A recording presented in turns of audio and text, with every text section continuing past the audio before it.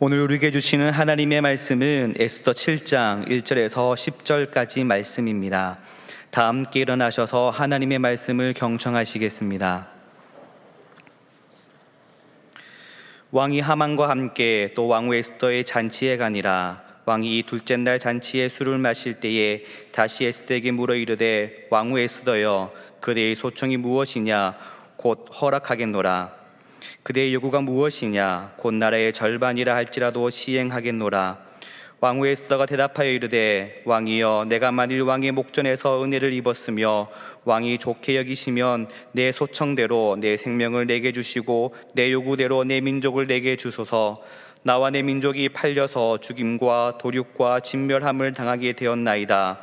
만일 우리가 노비로 팔렸더라면 내가 잠잠하였으리이다. 그래도 대적이 왕의 손해를 보충하지 못하였으리이다 하니, 아하수에로 왕이 왕후 에스더에게 말하여 이르되, 감히 이런 일을 심중에 품은 자가 누구며 그가 어디에 있느냐 하니, 에스더가 이르되, 대적과 원수는 이 약한 하만이니이다 하니, 하만이 왕과 왕후 앞에서 두려워하거늘 왕이 놓여 일어나서 잔치 자리를 떠나 왕궁 후원으로 들어가니라. 하만 일어나서 왕후 에스더에게 생명을 구하니 이는 왕이 자기에게 벌을 내리기로 결심한 줄 알미더라. 왕이 후원으로부터 잔치 자리에 돌아오니 하만이 에스더가 앉은 걸상 위에 엎드렸거늘 왕이 이르되, 저가 궁중 내 앞에서 왕후를 간간까지 하고자 하는가 하니, 이 말이 왕의 입에서 나오매 무리가 하만의 얼굴을 싸더라. 왕을 모신 내시 중에 하르보나가 왕에게 이르되, 왕을 위하여 충성된 말로 고발한 모르드게를 달고자 하여 하만이 높이가 50규빗 되는 나무를 준비하였는데 이제 그 나무가 하만의 집에 섰나이다. 왕이 이르되, 하만을 그 나무에 달라 하매 모르드게를 매달려고 한 나무에 하만을 다니 왕의 노가 그치니라. 이것은 하나님의 말씀입니다. 아멘. 전국 노래자랑 대회를 이끌어오던 송혜 선생님이 돌아가시고 그 자리를 누가 이어갈지에 대해서 관심이 굉장히 많았습니다. 왜냐하면 무려 34년을 서민들과 함께 울고 웃었던 작은 거인으로 불려진 이분 뒤를 이을 만한 사람을 찾아볼 수가 없었기 때문입니다. 그런데 뜻밖의 알려지지 않았던 40살의 개그우먼 김신영 씨가 선정되었습니다. 그녀는 송혜 선생님보다 10cm 작은 152cm의 작은 키였습니다. 어릴 적 가난으로 6 식구가 다 뿔뿔이 흩어져 살았습니다. 가난으로 2, 3만 60번을 다녔다니까 어떻게 살았는지를 알 수가 있죠. 육성회비 낼 돈이 없어서 어린 시절 학교 대신에 길바닥과 시장통에 다니면서 사람 사랑하는 모습을 거기서 보았다고 합니다. 청도 할머니 집에 살 때는 경상도 사투리를 배웠고 목포 외할머니 집에서 살 때에는 전라도 사투리를 배웠습니다. 그의 하루는 버스 탈 돈이 없어서 언제 일어나서 학교로 가는 것이 좋을까를 생각하면서 잠드는 것이 그의 일과였습니다. 그러다가 2003년 개그맨 공채에 들어갔고, 그래서 사람들에게 조금씩 알려지기 시작했고, 그러다가 40살 되면서 공황장애가 와서 그는 모든 활동을 중단하고 죽을 것만 같았습니다. 그렇지만 잘 극복하면서 그는 정말 기라성 같은 사람들을 다 제치고 서민들과 함께 울고 웃는 가장 구수하고 그 다음에 재미있는 전국 노래자랑 대회의 사회자로 맡게 된 것입니다. 인터뷰 통해서 질문을 했습니다. 당신은 어떻게 해서 그렇게 어려운 가운데서도 오늘 이 자리까지 오게 되었냐고 물어볼 때에 40살에 불과한 이 젊은 사람이 그런 표현을 합니다. 저에게는 불우했던 지난날들, 힘들었던 지난날들 때문에 사람은 어떻게 살아야 되는가 하는 것을 배웠던 것 같습니다. 자기가 학교 대신 시장통에 가서 그리고 사람들 살아가는 삶의 모습을 보면서 인생을 배웠던 것 같습니다. 그리고 또 하나 있다면, 나는 상황이 만들어준 삶을 따라서 살지 않고 내 삶을 살아야 되겠다고 결단할 때부터 삶은 극복되어지고 자기에게 재미있어지기 시작했다고 그렇게 말을 했습니다. 우리는 흔히들 가난 때문에, 불우했던 가정 때문에, 내게 주어진 환경 때문에 나는 이렇게밖에 살 수 없다고 그런 얘기를 자주 합니다만은, 이 사람은 그와는 반대로 그런 힘들고 어려웠던 순간들 때문에 자기가 가장 귀한 자리에 설 수 있었노라고 그렇게 이야기를 하고 있습니다. 아마 우리가 계속 묵상하고 있는 에스더와 모르드게를 비교하면 이 두 사람 속에도 그런 마음이 있지 않았을까요? 고아였습니다. 전쟁 포로였습니다. 의지할 것 없는 고달픈 그런 인생이었습니다. 그러기에 그들은 처절하리만큼 인생이 무엇인지를 알았던 것 아니겠습니까? 고향 땅을 떠나서 외국의 포로로 살아가는 삶이 어찌 그리 쉽기만 했겠습니까? 그럼에도 불구하고 이들이 하나님의 역사 무대에 아름답게 쓰임받을 수 있었던 이유는 뭘까요? 들풀처럼 살았지만 그냥 그 들풀이 아닌 가장 존귀한 꽃으로 쓰임을 받는 그 삶의 이유가 어디 있었을까요? 그렇다면 하나님은 동일하게 오늘도 저와 여러분을 통해서 모르드게와 에스더처럼 우리를 세우시기를 원하시고 우리를 사용하기를 원하실 것입니다. 비록 고달프고 지치고 힘든 여건들이 우리 삶 속에 나라하여금 나를 괴롭히고 붙잡고 있다 할지라도 우리가 이것을 통해서 오히려 더 하나님께 더 가까이 갈 수 있는 그런 기회가 되리라고 믿습니다. 모르드게와 에스더, 그가 붙들었던 믿음이 어떤 믿음일까요? 오늘 우리가 붙잡아야 될 믿음이 아닐까요? 첫 번째로 볼 수 있는 그의 믿음은 하나님의 때를 기다리는 믿음이 그에겐 있었습니다. 2절 말씀 보니까 왕이 이 둘째 날 잔치에 술을 마실 때에 다시 에스더에게 물어 이르되 왕후 에스더여, 그대의 소청이 무엇이냐 곧 허락하겠노라. 그대의 요구가 무엇이냐 곧 나라의 절반이라 할지라도 시행하겠노라. 그렇게 표현합니다. 근데 왕이 이 말을 한 번만 한 것은 아닙니다. 각각 다른 상황 속에서 지금 3번이나 이 말을 계속합니다. 뒤에 가면 더 나올 수 있습니다. 이 에스더가 왕이 허락 없이 나갔을 때 금규를 내밀어서 그가 살아났고 그에게 다시 왕의 이야기할 기회를 얻게 됐을 때에 그가 왕에게 소청이나 이것을 하지 않고 오히려 왕을 잔치에 초대하게 되죠.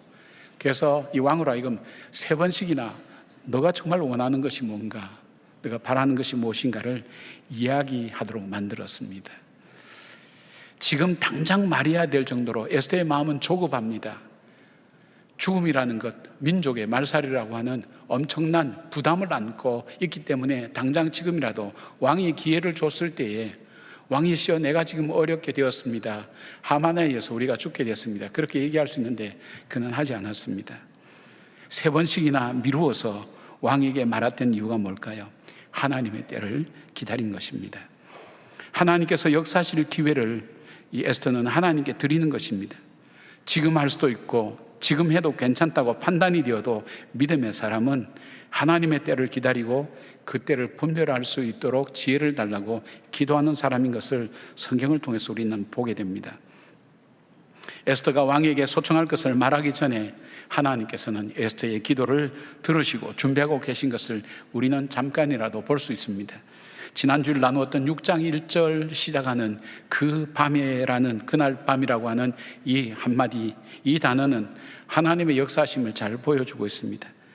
그날 밤 하나님께서는 왕으로 하여금 잠을 달아나게 만들어서 이 역사실록, 이 공중일기를 읽게 되었고 그것을 통해서 모르드게라는 사람이 있구나 하는 것, 이 사람이 내 생명을 구했구나, 그리고 나는 그에게 해준 것이 아무것도 없구나 하는 것을 통해서 모르드게라는 존재, 유대인이라는 존재를 이미 하나님은 왕에게 각인시켜 주셨습니다. 그날 밤 왕궁에서 일어난 일은 에스더도 모릅니다. 하만도 모릅니다. 그리고 이 모르드게도 모릅니다. 아무도 모릅니다. 하나님과 그 읽어주는 서기 그 사람밖에 알지 못합니다. 그러나 하나님은 일하고 계셨습니다. 하나님이 침묵하고 계셨고 하나님은 잠잠하신 것 같았고 움직이지 않는 것 같았지만 주님은 다음 일을 위하여 준비하고 계신 것을 보게 됩니다. 전도서 3장 1절 보니까 천하의 범사에 기한이 있고 모든 목적이 이룰 때가 있나니라고 말씀하고 있습니다. 믿음의 여러 요소 중에 가장 어려운 부분이 뭐냐면 기다림입니다. 기다림은 우리 인간이 가장 힘든 그런 믿음의 요소입니다. 어떤 분이 기도를 했다고, 이렇게 기도했다고 합니다. 하나님, 제가 너무 조급합니다. 저에게 인내심을 주십시오. 정말 간절히 기도하고 난 다음에 마지막에 주님 지금 당장 주시옵소서, 그렇게 기도했다는 것입니다. 마찬가지로 이 때를 기다린다는 것이 그만큼 어려운 부분입니다. 우리의 심정을 잘 대변해 주는 선지자가 바로 하박국입니다. 하박국은 현실의 상황을 보면서 역사에 개입하지 않고 있는 이 하나님의 모습을 안타깝게, 그러면서 하나님께 항의하듯 하박국 1장 2절부터 4절까지를 말씀하고 있습니다. 메시지 성경으로 읽어드리겠습니다. 하나님, 얼마나 더 외쳐야 저를 도와주시렵니까? 사람 살려 살인이다 경찰하며 얼마나 더 소리 질러야 저를 구하려 오시렵니까? 어찌하여 날이면 날마다 악을 목격하고 고난과 맞닥뜨리게 하십니까? 혼란과 폭력이, 싸움과 다툼이 도처에서 터져나옵니다. 법과 질서는 땅에 떨어졌고 정의는 농담거리가 되었습니다. 악인이 의인을 맹모추게 하고 정의를 거꾸로 뒤집었습니다. 하나님께서 잠잠하고 계신 그 하나님, 가만히 계신 하나님에 대해서 그가 하나님께 항의하듯 그렇게 얘기할 때 하나님은 2장 2절 3절에서 응답하십니다. 여호와께서 내게 대답하여 이르시되 너는 이 묵시를 기록하여 판에 명백히 새기되 달려가면서도 읽을 수 있게 하라. 이 묵시는 정한 때가 있나니 그 종말이 속히 이르겠고 결코 거짓되지 아니하리라. 비록 더딜지라도 기다리라. 지체되지 않고 반드시 응하리라. 우리가 기다려야 될 이유가 무엇이라고 말씀하고 있습니까? 하나님이 때를 정하셨다고 그렇게 말씀합니다. 역사의 주관자 되시고 우리 생사복을 주관하시는 하나님이 그 때를 정하셨다. 여러 가지 때가 있을 수 있겠죠. 그리고 그 하나님은 보이지 않는 것 같아도 지금도 열심히 하나님이 이루시기를 원하시는 그 뜻을 향해서 열심히 일하고 계신다. 그리고 비록 더디게 느껴질지라도, 그렇게 보일지라도 반드시 그 일은 이루어진다는 것을 하나님께서 말씀하시게 됩니다. 그리고 진정한 감사의 고백을 하박국 3장에 가서 하게 되죠. 내 삶에 아무것도 보이지 않고 현실이 암담하다 할지라도 하나님, 그 하나님의 뜻은 여전히 우리 가운데 있습니다. 하나님 그 뜻을 이루실 겁니다. 그 믿음의 고백을 가지고 우리가 잘 아는 유명한 고백을 하박국은 드리게 됩니다. 기다림에 대해서 우리가 잘 알 수 있는 예가 있다면 요셉의 삶이 아닐까요? 그는 17살 때 형제들에 의해서 애굽으로 팔려가게 되었습니다. 거기에서 노예로 팔려가고 다른 문화 속에서 적응하며 살아야 됩니다. 그것이 끝이 아닙니다. 그의 삶이 좀 안정될 무렵에 그는 모함을 받아서 죄수로 전락하게 됩니다. 죄수로 전락해서 좀 안정될 무렵에 왕의 술 맡은 관원을 그 꿈을 해석해 주면서 석방의 꿈을 갖게 됩니다. 그리고 나서도 2년이나 그는 감옥에도 머물러야 되었습니다. 마침내 30살이 되던 해에 요셉은 애굽의 총리 대신이 되었습니다. 무려 13년의 세월을 고통과 괴로움 속에서 앞일을 알지 못하고 막연히 기다리기만 했던, 그리고 가만히 있는 것이 아니라 더 나락으로 떨어지는 그 삶을 경험하면서도 요셉이 끝까지 하나님 붙들었던 이유가 뭘까요? 하나님의 때를 그는 알았던 사람입니다. 하나님은 어느 때였습니까? 하나님 일하고 계셨습니다. 어디에서요? 요셉에게 일하고 있었습니다. 그의 마음이 그를 판 형들을 용서하는 마음을 갖게 만들면서 많은 사람을 품을 수 있는 마음, 넉넉한 마음, 그리고 정말 지도자로서 세워져야 될 그 여유와 넉넉함을 그가 갖출 수 있을 때까지 하나님 요셉을 만들어가고 있었습니다. 그리고 또 하나님 뭘 만들고 계셨습니까? 상황을 만들고 있었습니다.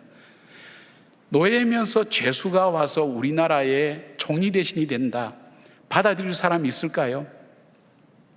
그런데 바로가 그렇게 얘기할 때 모든 대신이 다 받아들였거든요. 왜요? 요셉밖에는 대안이 없다고 그들이 생각했기 때문입니다. 그들 모두가 요셉이야말로 우리를 다스릴 사람이라는 그것을 인정할 때까지, 그 시간까지 하나님 상황을 만들었습니다. 그리고 또 하나 있다면 그에게 있어서 하나님께서 하나님의 뜻을 가장 잘 순종할 수 있는 사람으로 만들어가는 삶. 그리고 애굽의 법에는 30살이 되기 전에는 관리로 등용될 수가 없습니다. 그가 만약에 이 술 맡은 관원장의 꿈을 해석해주고 석방됐다면 어떡할까요?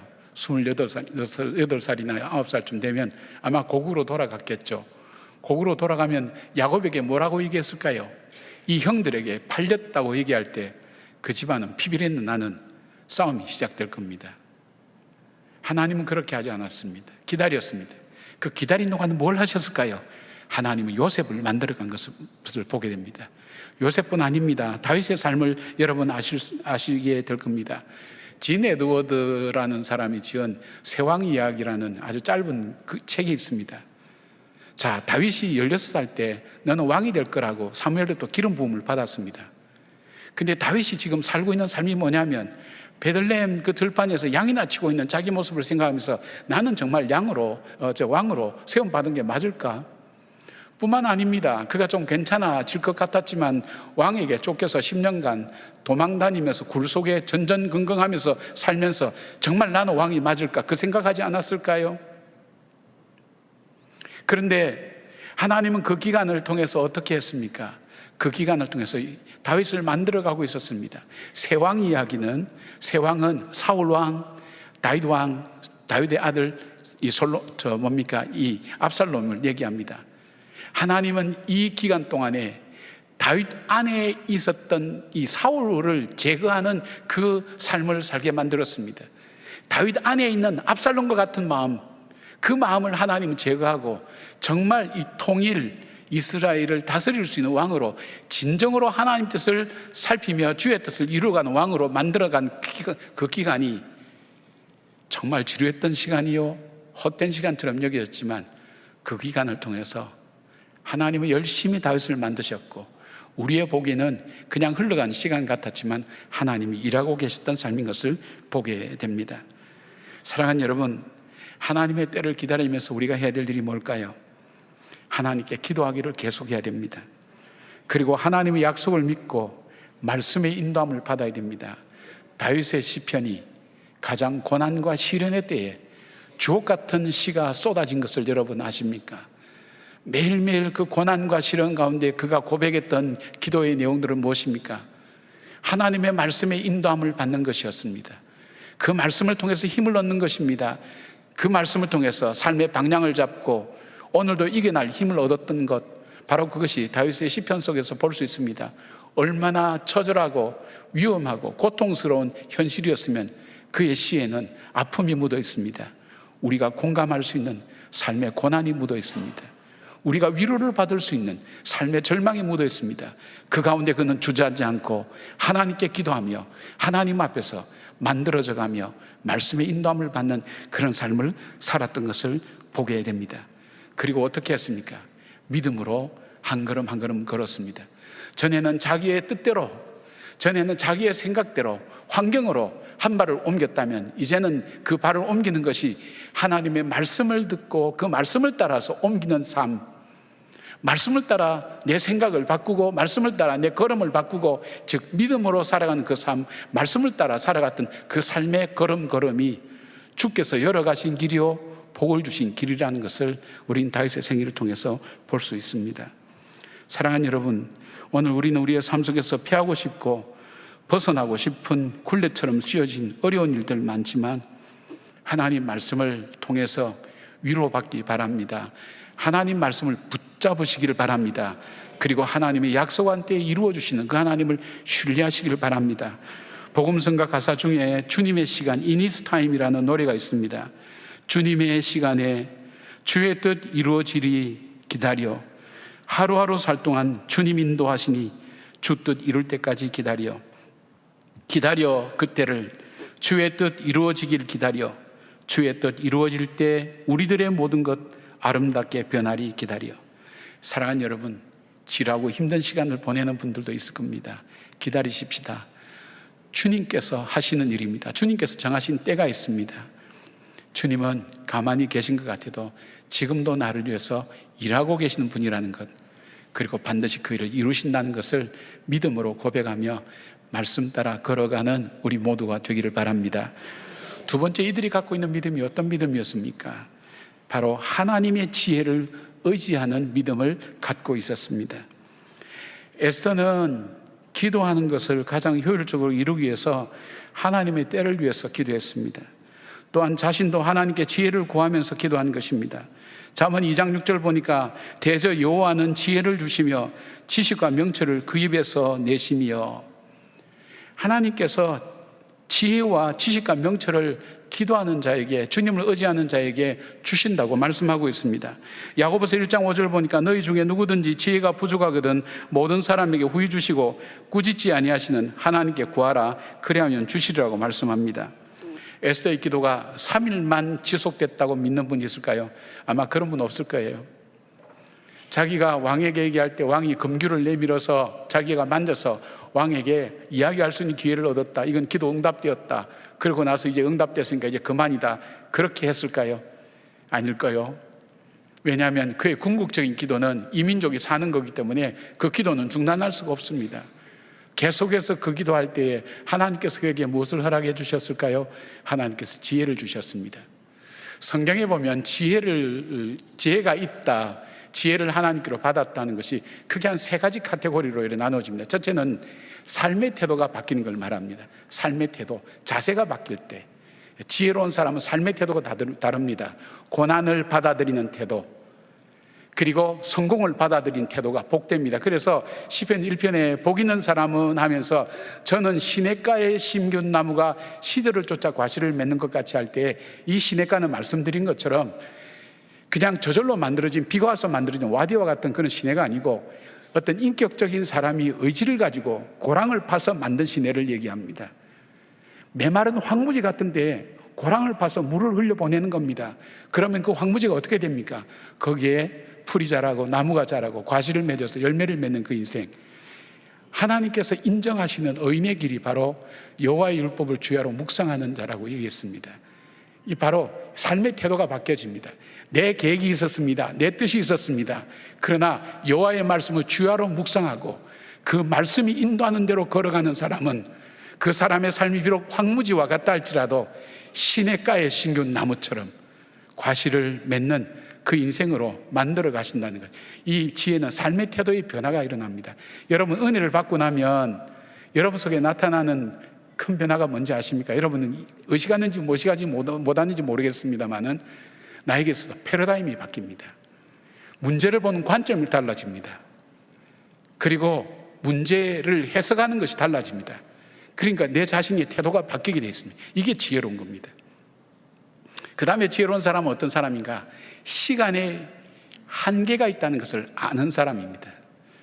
여러분, 어리석은 부자에 대해서 무슨 말씀합니까? 주님께서 이 부자가 자기가 농사 짓고 소출이 많아서 이제는 내 영혼아 잘 먹고 잘 살자, 이제는 내가 몇 년간 몇십 년간 일을 해도 안 해도 될 만큼 내가 벌어들었다, 그럴 때 하나님 뭐라 그럽니까? 오늘 밤 네 생명을 앗아가면 그 모든 재산은 누구 것이 되겠느냐? 자기에게 정말 중요한 것을 모르는 거예요. 시간의 요요함. 우리는 언젠가는 하나님께 부름받는다는 것, 나에게 지금 주어진 시간도 내 것이 아니라는 것을 여러분 알고 계셔야 됩니다. 잘 갔다 올게 하고 지금 장례식장에 있는 분 많습니다. 잘자 내일 아침에 봐 했는데 아침에 그냥 전혀 다른 곳에 있는 사람들을 우리는 많이 경험합니다. 그렇기 때문에 내일 산다는 보장이 우리들 속에는 없습니다. 오늘 사는 것, 이것이 하나님께서 내게 주신 기회라는 것을 압니다. 이 기회로 아는 사람이 복 있는 사람입니다. 안 그러면 오늘 허송세월합니다. 힘들어서 허송세월, 고생되어서 허송세월, 걱정한다고 허송세월, 좋다고 그냥 뭐 복받았다고 좋아서 허송세월 다 하기 때문에 정말 자기가 해야 될 걸 모르는 거예요. 그러나 이것이 유한하다는 것, 한계가 있다는 걸 아는 사람은 오늘이 단순한 오늘이 아니라 내 삶의 마지막 날처럼 그렇게 살아가면서 의미 있게 살아갑니다.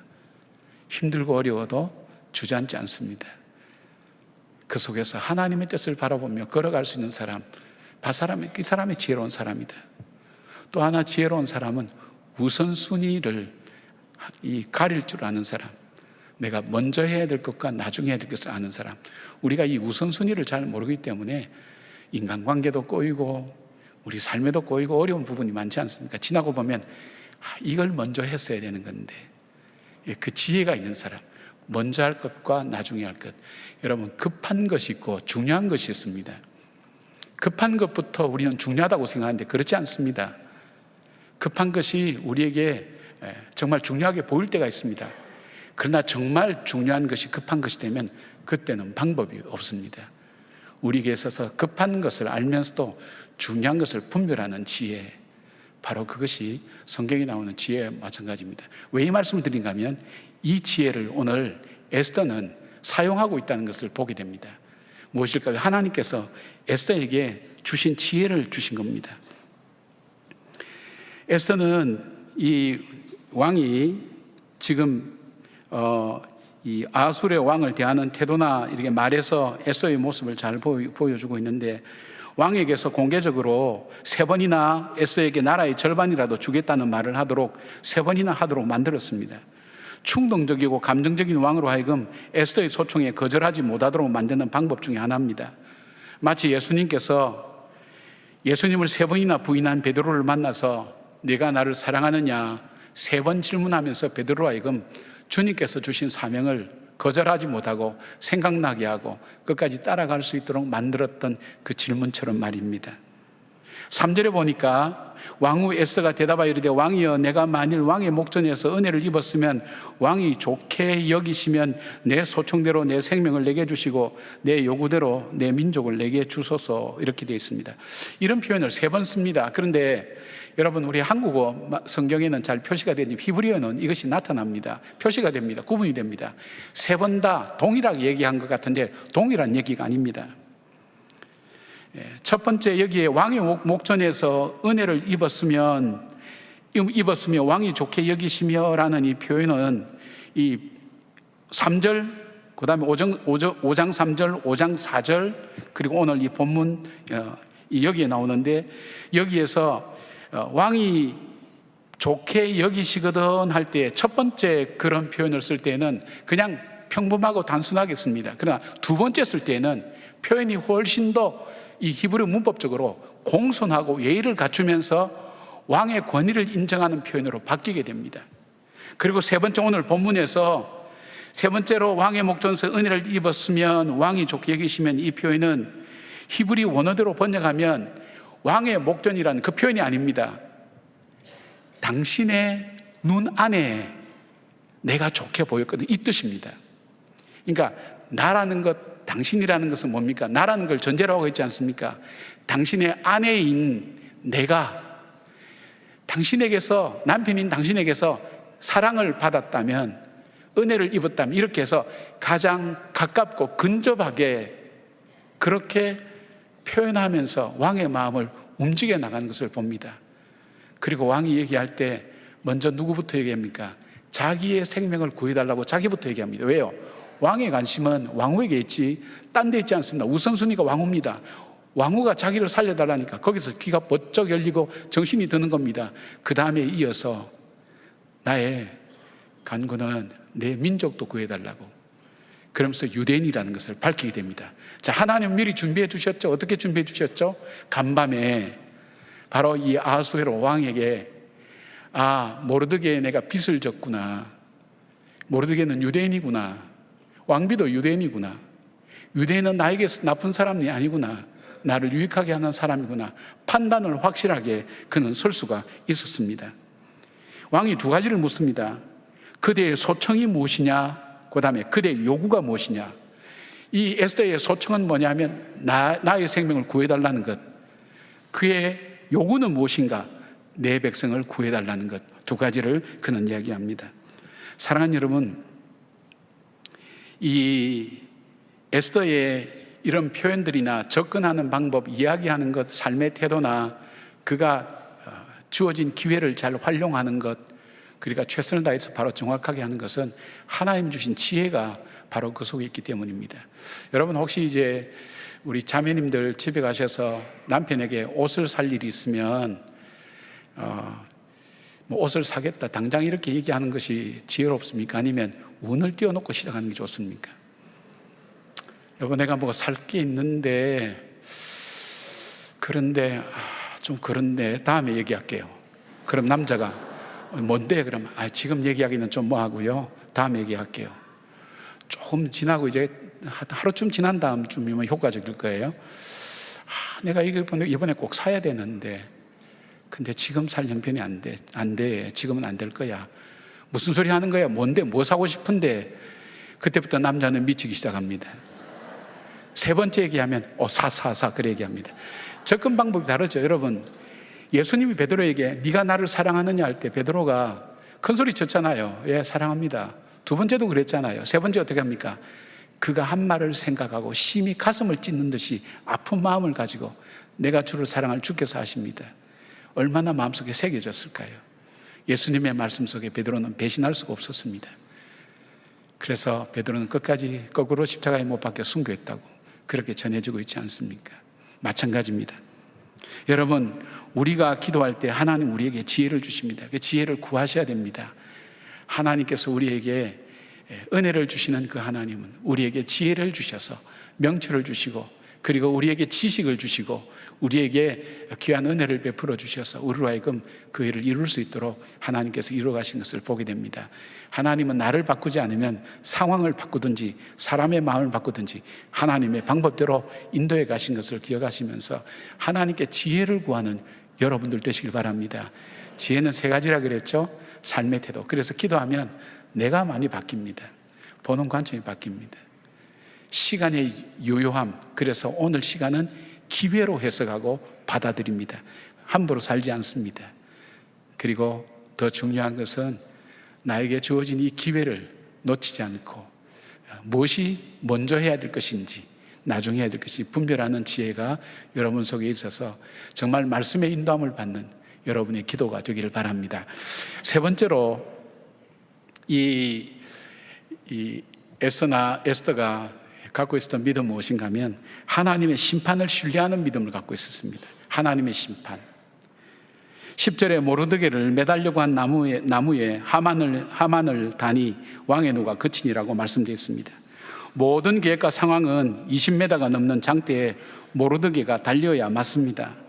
그러나 완전히 역전되어서 하만이 장대에 달리게 됩니다. 왕은 이 모든 일을 꾸민 자가 하만이라는 사실을 에스더의 통해서 말을 듣고 분노하면서 그 잔치 자리를 잠깐 빠져나갔습니다. 왜 잔치 자리를 빠져나갔는지는 여러 설이 있지만 너무 분노하여서 마음을 가라앉히기 위해서 나갔다고 하는 얘기도 있지만 또 다른 얘기도 있습니다. 한번 생각해 보십시오. 하만이 이런 일을 할 수 있도록 왕이 반지를 빼어서 하만에게 주었습니다. 그렇다면 이 일의 책임은 누구에게도 있습니까? 이 왕에게도 있는 겁니다. 그럼 왕의 체면상 하만을 바로 제거하지를 못합니다. 그런데 들어와서 보니까 어떻게 되어 있습니까? 하만이 자기의 생명이 위태로운 줄 알고 왕비에게 다가가서 엎드렸습니다. 아마 발을 잡았든지 무릎에 엎어 있든지 그랬겠죠. 그러니까 왕이 볼 때에 왕비를 강간한다고 그렇게 느껴질 정도로 그렇게 그 상황을 본 겁니다. 그때 너가 왕비를 강간하는구나 할 때 무리들이 와서 어떻게 했습니까?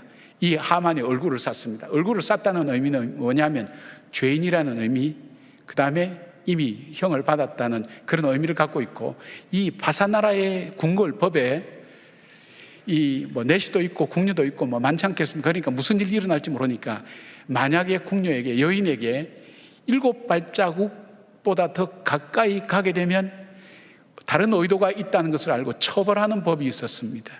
그러니까 왕이 생각할 때는 어떻게 하겠습니까? 저게 왕비를 강간하려고 하는구나. 이것이 결정적으로 하만이 죽게 된 원인이 됩니다. 하만이 매달리게 됩니다. 게다가 또 기가 막히게 하르보나라고 하는 내시가 있는데 이런 얘기합니다. 왕에게 저 충성된 모르드게를 죽이기 위해서 하만이 자기 집에 장대를, 이 50규비나 되는 장대를 세워놓고 이 모르드게를 달려고 합니다. 그렇게 이야기를 합니다. 기가 막힌 타이밍이죠. 바로 왕은 바로 하만을 그 장대에 다루라고 얘기합니다. 여러분, 에스더와 모르드게는 하나님의 심판을 믿었습니다. 이 하만이 그냥 죽은 것 같지만 성경에 보면 하만은, 이 아말렉 족속은 하나님을 알지 못하고 하나님을 대적하는 자라고 그렇게 말씀하고 있습니다. 그러니까 하만의 죄는 뭘까요? 하나님을 대적한 죄, 하나님을 알지 못한 죄입니다. 여러분, 우리가 죄를 지어도 우리가 하나님께서 하지 말라는 것을 하는 죄가 있고요. 허물이라 보통 얘기하죠. 그 다음에 해야 될 일을 하지 않는 것, 이걸 죄라고 얘기합니다. 하마르티아, 그래서 그걸 죄라 그럽니다. 죄와 허물, 그렇게 표현을 같이 씁니다. 이해가 되시죠? 그런데 죄 중에 또 무서운 죄가 있는데 하나님을 대적하는 죄가 있습니다. 이 죄는 용서받지 못합니다. 하나님을 대적하는 죄, 바로 이 하만은 하나님을 대적하는 죄를 지은 것을 보게 됩니다. 그렇기 때문에 하만의 집에 장대에 이 장대가 세워져도 모르드게는 동요하지 않았습니다. 그리고 하만이 왕의 말에 태워서 데리고 다닐 때도 별 얘기하지 않았습니다. 그는 왕궁으로 담담하게 돌아왔습니다. 그 이유가 뭘까요? 하나님이 심판하신다는 것을 그는 믿고 있었기 때문입니다. 잠언 11장 8절 개역 성경은 그렇게 말씀합니다. 의인은 환난에서 구원을 얻고 악인은 와서 그를 대신하느니라고 말씀합니다. 지금 불리하고 어렵다고 낙심하지 말고 끝까지 하나님을 의지하고 말씀의 인도함을 받을 때 다윗처럼 목동이 변하여 왕이 되는 은혜를 누리는 것과 마찬가지입니다. 의인에게도 환난이 있을 수 있습니다. 악이 승리하는 것 같지만 하나님은 바르게 심판하시는 것입니다. 그래서 시편 기자는 시편 146편 3절에서 5절 이렇게 우리에게 말씀을 전합니다. 귀인들을 의지하지 말며 도울 힘이 없는 인생도 의지하지 말지니 그의 호흡이 끊어지면 흙으로 돌아가서 그날에 그의 생각이 소멸하리로다. 야곱의 하나님을 자기의 도움으로 삼으며 여호와 자기 하나님에게 자기의 소망을 둔 자는 복이 있도다. 아멘.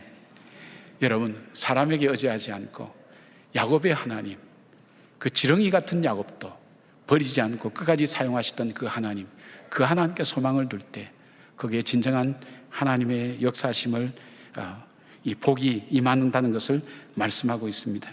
사랑하는 여러분, 하나님이 심판하실 때 가장 중요한 것은 겸손함입니다. 겸손함. 왜냐하면 겸손하지 못한 데서 불순종이 나오고 불순종에서부터 하나님 말씀을 거역하면서부터 이 죄의 가장 본질적인 것이 시작됐기 때문에 바로 겸손함입니다. 그래서 이 하나님, 우리는 겸손하고 싶어도 겸손 못할 때가 많아요. 내가 겸손한지 교만한지 몰라요. 우리는 스스로 우리가 겸손을 잘 알지 못합니다. 나도 모르게 교만할 때가 있습니다. 그때마다 우리가 던져야 될 질문이 뭡니까? 바로 모르드게가 이 왕후 에스더에게 했던 말이지. 이때를 위함이 아닌가?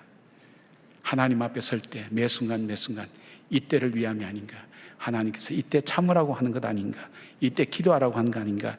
이때 하라고 순종하라고 하는 거 아닌가? 그런 마음으로 순종해 갈 때에 우리는 하나님의 심판 앞에서 바르게 설 수가 있게 되는 것입니다. 로마에서는 전쟁에서 승리를 거두는 장군에게 4마리의 백마가 이끄는 전차를 타고 화려한 시가 행진을 시킨다고 합니다.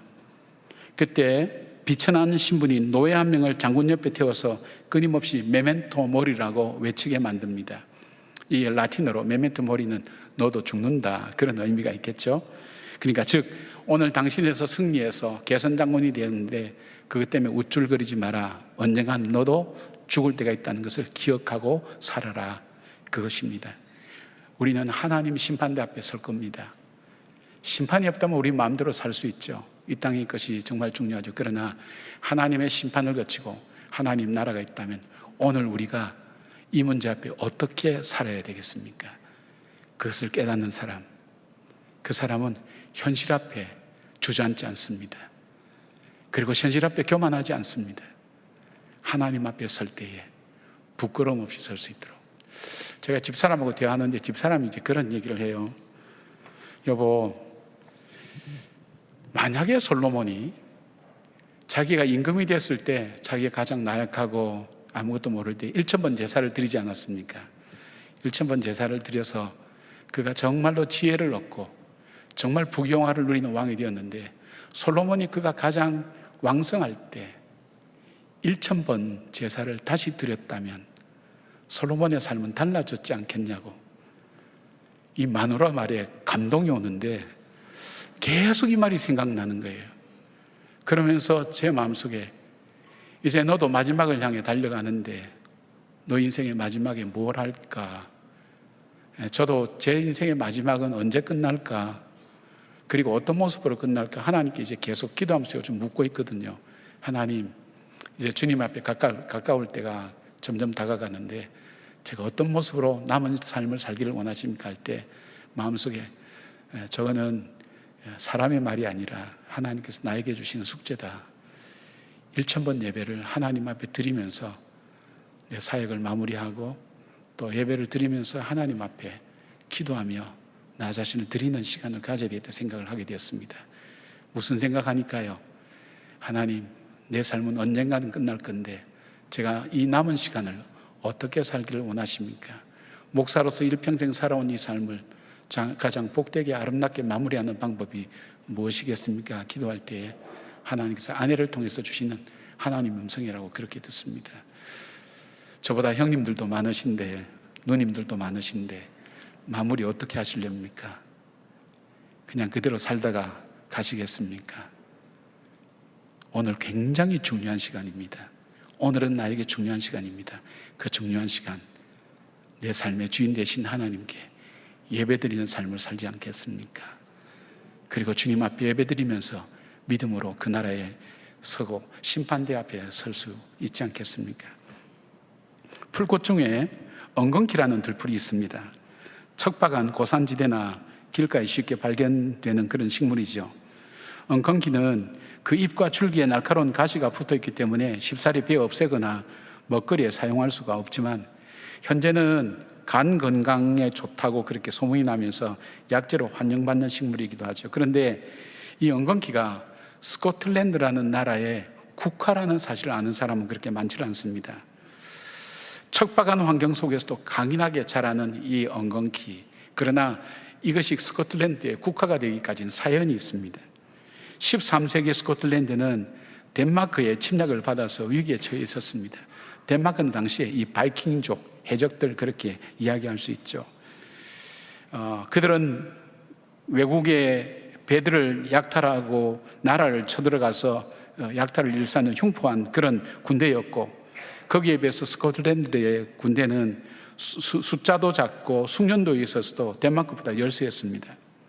어느 날 밤 덴마크 병사들이 어둠을 틈타서 소리 내지 않고 기습하기 위해서 신발을 신지 않고 맨발로 살금살금 성에 접근을 했습니다. 그런데 덴마크 병사 하나가 성 주변에 있던 엉겅퀴를 밟은 것입니다. 발바닥에 가시가 찔리자마자 너무 아파서 그만 비명을 지르고 말았습니다. 이 소리를 들은 스코틀랜드 군이 횃불을 밝히고 역습해서 덴마크 군을 무찔렀습니다. 이때부터 스코틀랜드는 보잘것없는 이 엉겅퀴가 나라를 구한 꽃으로 국화가 되었고, 기사단이나 중요한 곳에 엉겅퀴의 문양을 사용하게 되었습니다. 여러분, 우리는 살다 보면 나는 들풀에 불과하다, 들풀과 같은 인생이라는 생각을 들 때가 있습니다. 누구나 다 그런 마음이 듭니다. 내 삶이 왜 이리 초라할까? 그러나 그렇게 느껴질 때 이 엉겅퀴를 한번 생각해 보십시오. 버려져서 아무 쓸모없는 것처럼 여겨졌지만 가장 존귀하게 쓰임받았던 바로 이 들풀처럼 에스더와 모르드게를 생각하시면서 바로 내 인생을 하나님 역사 무대에 하나님 아름답게 세워주시고 복되게 사용하여 주시고, 때로는 사람들 보기에 초라하게 보이고 그리고 별로 뛰어나지 못하게 보인다 할지라도 그 하나님의 귀하게 보시고 크게 보시는 하나님의 사람으로 살다가 내 삶을 하나님 앞으로 갈 수 있도록 내 삶을 붙들어 달라고 그렇게 기도하시길 바랍니다. 사랑하는 여러분, 에스더와 모르드게 그냥 지나가면 우리가 설교 오늘 한 편 듣고 끝나는 건데, 그것이 아니라 마음속에 에스더와 모르드게를 사용하신 주님, 이들이 붙잡았던 그 믿음을 오늘 우리도 붙들고 깨닫고 하나님 앞에 아름답게 쓰임받기를 원하는 그 간절한 마음을 가지고 사모하는 마음으로 예배자리를 떠나 삶의 현장에서 하나님 뜻을 이루어가는 여러분들 되시길 주님의 이름으로 축복합니다. 아멘. 기도하겠습니다. 하나님, 잠시 잠깐 지나간 인생 속에 참 좋은 교회를 만나고 좋은 성도님들을 만나서 목양의 기쁨도 누리고 하나님의 은혜도 함께 나눕니다. 이 큰 은혜를 주셨는데 어떻게 주님 앞에 그 은혜를 감당하고 감사해야 될지 돌아보는 하나님 삶이 되게 하신 것 감사를 드립니다. 저뿐 아니라 우리 성도님들 복된 교회가 되며 정말 내 삶을 다해 섬겼던 그 주님으로 인하여 감사함으로 인생을 살아가는 그 삶으로 변화되기 위해서 오늘 염려와 근심과 두려움과 걱정과 아픔과 상처를 다 내려놓고 십자가의 그 보혈의 피로 씻김받은 주의 백성들이 믿음 안에서 걸어가는 귀한 걸음의 삶이 될 수 있도록 주님 함께하여 주시옵소서. 나의 죄를 정케 하사 주의 일꾼 삼으신 그 하나님의 크고 놀라운 은혜에 감사하며 믿음으로 사는 저희들 되게 하여 주시옵소서. 예수님의 이름으로 기도드리옵나이다. 아멘.